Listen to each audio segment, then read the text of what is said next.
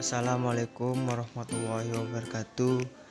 Kami dari kelompok 2 akan mempresentasikan mengenai tanggung jawab sosial dari bisnis.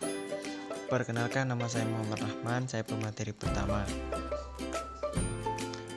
Pengertian etika dan etika bisnis. Etika adalah suatu pedoman berperilaku baik dan benar yang berlaku di masyarakat. Etika dibagi menjadi dua, yaitu etika deskriptif dan etika normatif. Etika bisnis merupakan suatu aturan yang melandasi perilaku bisnis dalam berbisnis. Banyak perusahaan yang kurang sukses dalam berusaha dikarenakan kurang mengindahkan etika bisnis. Terima kasih. Assalamualaikum warahmatullahi wabarakatuh. Baik, saya akan melanjutkan materi dari Muhammad Rahman. Pertama, perkenalkan, nama saya Joko Lasmono. Prinsip-prinsip etika bisnis. Pertama, prinsip otonomi. Otonomi adalah sikap kemampuan manusia untuk bertindak berdasarkan kesadarannya sendiri. Bertindak secara otonom mengandalkan adanya kebebasan mengambil keputusan dan bertindak menurut keputusan itu. Otonomi juga mengandalkan adanya tanggung jawab. Dalam dunia bisnis, tanggung jawab seseorang meliputi tanggung jawab terhadap dirinya sendiri, pemilik perusahaan, konsumen, pemerintah, dan masyarakat. Yang kedua, prinsip kejujuran.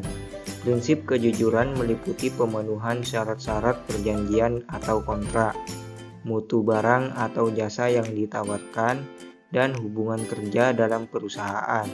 Prinsip ini paling problematik karena masih banyak pelaku bisnis melakukan penipuan.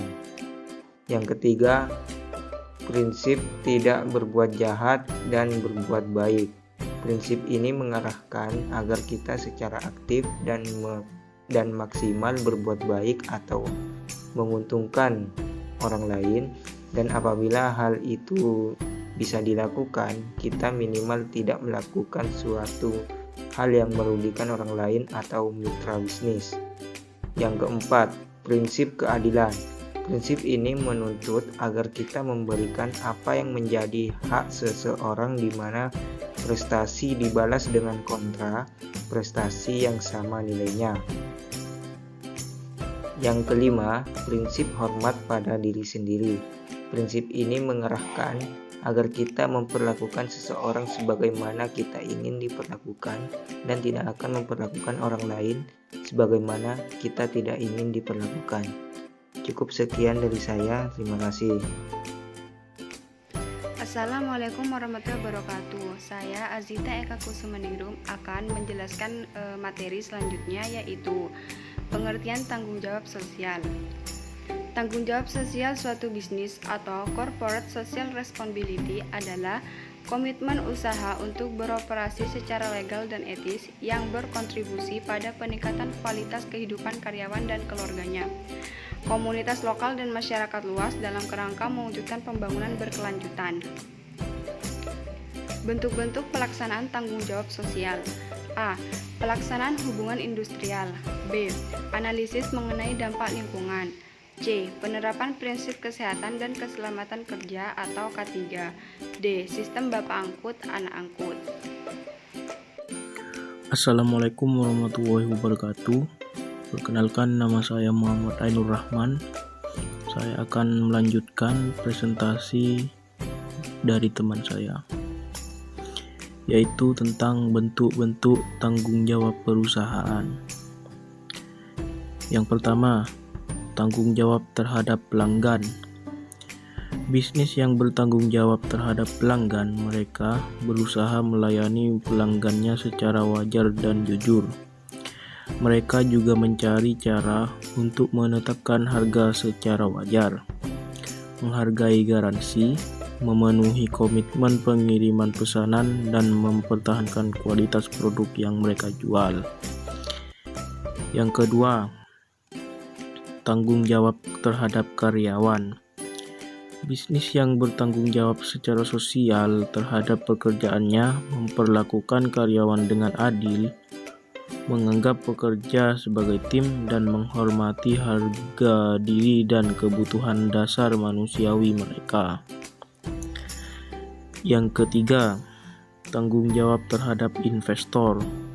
Untuk mempertahankan sikap mental dan tanggung jawab sosial terhadap para investor, para manajer harus mengikuti prosedur akuntansi yang pantas, memberikan informasi yang tepat kepada pihak berkepentingan mengenai kinerja keuangan perusahaan, dan mengelola perusahaan untuk melindungi hak-hak dan investasi para pemegang saham.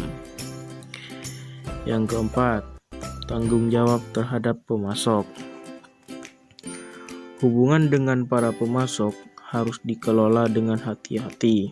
Terkadang perusahaan besar mudah untuk memanfaatkan pemasok dengan menentukan jadwal pengantaran yang tidak realistis dan mengurangi margin laba dengan cara menekan harga serendah mungkin.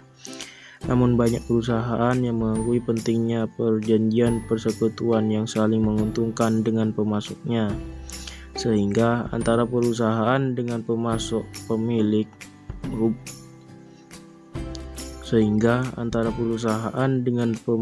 memiliki hubungan yang baik.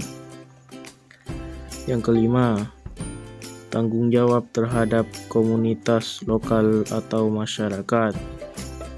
Apabila lingkungan sekitar perusahaan tercemar dan tidak sehat, perusahaan dengan sendirinya akan terkena dampaknya.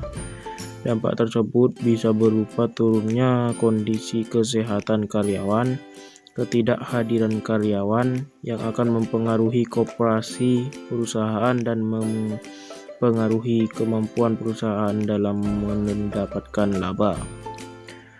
Sekian dari kelompok kami. Mudah-mudahan penjelasannya baik. Sekian dari kelompok kami. Wassalamualaikum warahmatullahi wabarakatuh.